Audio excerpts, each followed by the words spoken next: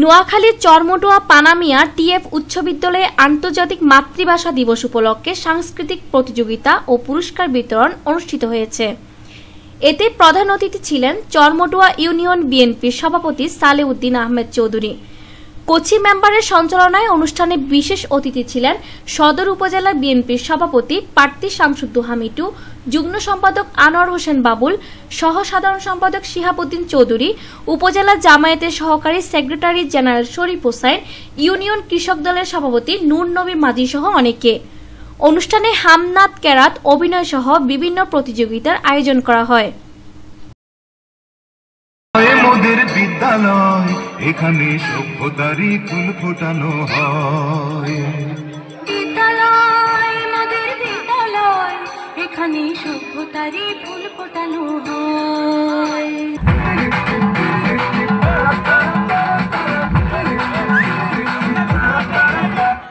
তোকে দেখে মনের স্পিকার বাজলো ভলিউম ফুল, ঢাকাই শাড়ি পরে তোকে লাগছে বিউটিফুল।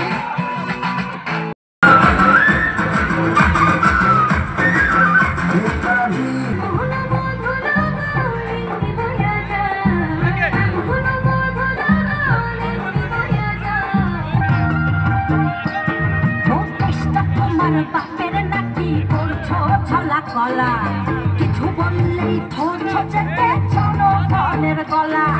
তোমার নাম কোনা বাড়ি কোন গ্রাম, তোমার নাম কোনা বাড়ি কোন গ্রাম, মকে যাবে হেঁটে যায় পাহাড়ি বাদমা।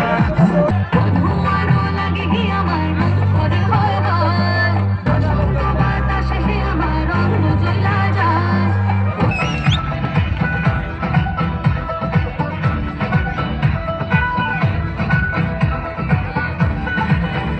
আজকে যে আয়োজন করেছেন, আমি বলবো যে সাংস্কৃতিক অনুষ্ঠান দেখেছি, অনেক ভালো লেগেছে।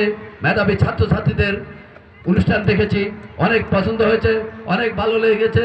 আমি বলবো এই অনুষ্ঠানের পাশাপাশি আজকে যে 21শে মহান 21 তারিখ, কেন মহান 21 তারিখ হয়েছে, কেন ভাষা আন্দোলন হয়েছে, কেন আমরা ভাষা নিয়ে সংগ্রাম করেছি, এই কমলমতি ছাত্রছাত্রীদেরকে দিতে হবে, এই ইতিহাস দিতে হবে।